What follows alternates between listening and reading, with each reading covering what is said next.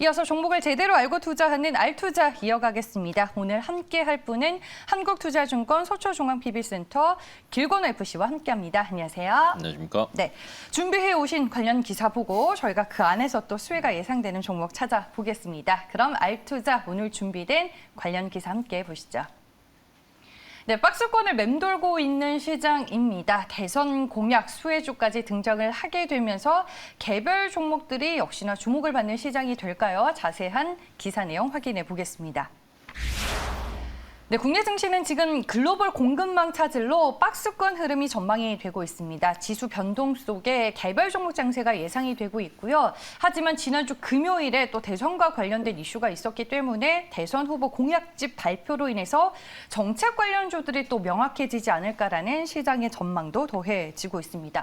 지수는 우리가 기댈 곳이 없고 여전히 테마와 섹터 종목에. 그리고 개별 종목에 맞습니다. 집중을 해야 되는 건가요? 네, 당분간은 이제 그런 기조가 조금 유지될 것으로 예상이 되고 있는데 사실은 이제 불확실성이 가장 컸던 거는 사실 이 미 페드의 이제 긴축을 어떻게 하느냐인데 이제 강화 우려는 사실은 조금 진정은 돼서 뭐 어느 정도 그래도 이제 미국 증시나 다른 나라 증시 같은 경우는 조금 안정권에 접어들기는 했지만 사실 우리나라 증시가 이제 뭐 추세 자체를 회복하기에는 그래도 시간은 조금 필요할 것으로 예상이 되고 있어서 이때 당시에는 그러니까 뭐 예를 들면 11월 중에는 사실 조금 회복하는데 조금 시간이 걸릴 것으로 예상이 되고 있어요. 그래서 11월에는 뭐 종목 중심으로 포트를 조금 잘 나눠서 대응을 하는 게 필요하다라고 생각이 되고 있고요. 앞에서도 이제 위드 코로나 얘기했었잖아요. 네. 왜냐하면 가장 관심이 가는 곳이 위드 코로나밖에 없기 때문에 위드 코로나 관련주, 그다음에 이제 금융 관련주들이 11월 달에 또 금리 인상이 예정돼 있거든요. 왜냐하면 특히 우리나라 같은 경우에는 물가 안정 측면에서 금리 인상이 아마 불가피하다라는 게 조금 더 우세한 것들이 많아서 금리 인상 수혜주까지 생각을 한다면 금융주.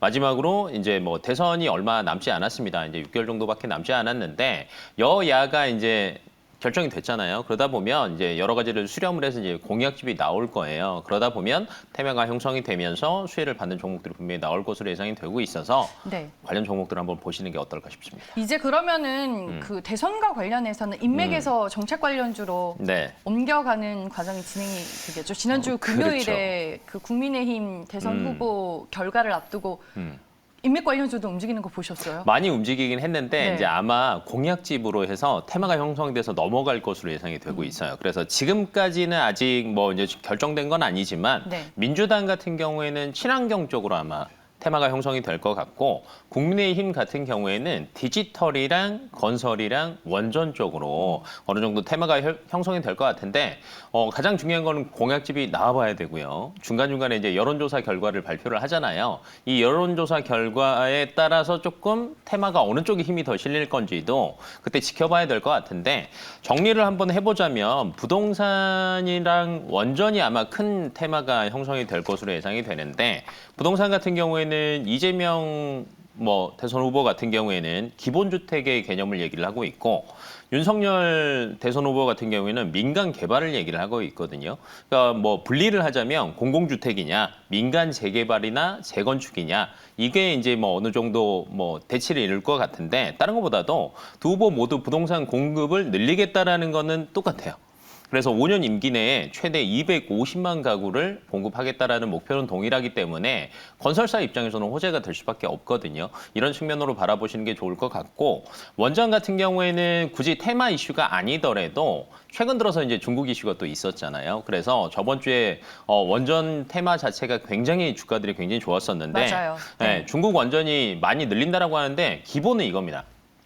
기본적으로 유류도 기름도 마찬가지고 그다음에 천연가스도 마찬가지고 가격이 너무 많이 오르다 보니까 대체제를 찾아야 되고 그다음에 전력난도 심하다 보니까 원전에 대한 관심들이 굉장히 많아졌는데 중국뿐만이 아니라 유럽이나 미국도 마찬가지거든요. 근데 우리나라 입장만 조금 달랐어요. 이때까지는 탈원전을 했기 때문에 그 전에 이제 매출을 비교하자면 원전 관련주들이 그래도 1년에 평균 5조 정도의 매출이 발생을 했는데 탈원전 정책을 시작을 하면서 3조 원대로 떨어졌어요. 40% 정도 줄어든 거죠. 그래서 관련주들이 맥을 못 추고 있는 상황에서 해외 이슈들이 터지니까 조금 호재가 형성이 됐는데 아마 탈원전 자체가 사실은 친환경이랑 별로 상관이 없거든요. 왜냐하면 원전 자체가 많아진다라고 하면 석탄이나 사실은 우리나라가 절반 이상의 석탄 발전으로 전기를 생산을 하잖아요. 이걸 사실은 줄일 수는 있어요. 그러니까 안전성만 뒷받침이 된다라고 하면 그래서 탈원전 기조가 조금 그래도 이번 대선 때는 바뀌지 않을까라는 정책 수혜감들도 분명히 존재를 하고 있어서 부동산과 원전 같은 경우에는 유심히 한번 체크를 한번 해보시는 게 어떨까 싶습니다. 네, 알겠습니다. 여러 가지 이제 키워드로 시장을 분석을 해주셨습니다. 일단은 대선 공약 수혜주 내에서 투자 아이디어를 찾을 수 있는 종목이 있을 것 같은데 저희가 준비를 했으니까 종목들 확인을 해보겠습니다.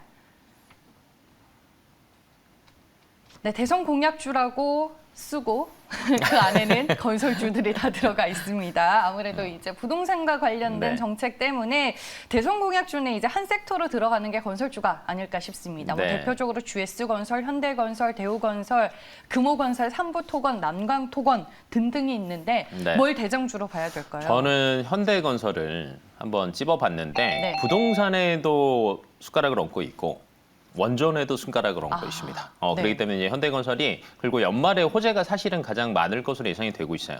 부동산은 이제 대부분 알고 계시니까 원전을 먼저 설명을 드리자라고 하면 중국뿐만이 아니라 전 세계적으로 지금 원전에 관심이 굉장히 많이 쏠리고 있다라고 얘기를 했잖아요. 근데 올 연말 안에 그래도 조금 수주 소식이 들릴 것 중에 하나가 이집트 수주 소식이 있거든요. 이집트 같은 경우는 한수원이랑 한전기술이랑 현대건설, 두산중공업이 컨소시엄을 만들어가지고 지금 수주를 이제 기다리고 있는데 이 규모가 10억 달러 정도 돼요. 그러니까 우리나라 돈으로 따지면 한 1조 2천억 정도 되기 때문에 이 수주 소식만 들려도 어느 정도 매출이나 주가나 굉장히 좋게 반영이 될 것으로 예상이 되고 있습니다. 왜 그러냐면 아직 확정이 된 게 아니라 수주 시기를 조정하고 있는 거예요? 그래서 조정을 네. 하고 있는데 올 연말 안에는 결정이 날 것으로 예상이 되고 있어요. 그리고 이제 중국도 마찬가지고 유럽도 마찬가지고 원전 이슈가 많기 때문에 사실 이때 수주가 조금 발생할 확률이 굉장히 높거든요. 그래서 여기에서 수혜를 받을 수 있다라는 거. 그다음에 이제 현대건설은 당연히 이제 뭐 부동산 관련해서 건설 관련해서도 많은 것들을 하고 있는데 분양 시장이 이제 3분기 실적을 보니까 분양 시장 나쁘지 않았어요. 그래서 호조로 뭐 주택 부분 수익성도 괜찮았고요. 그다음에 이제 해외 수주들도 굉장히 많았었거든요. 사우디 것도 있고 카타르 것도 있었는데 대형 프로젝트의 매출이 사실은 본격화되기 시작을 했어요.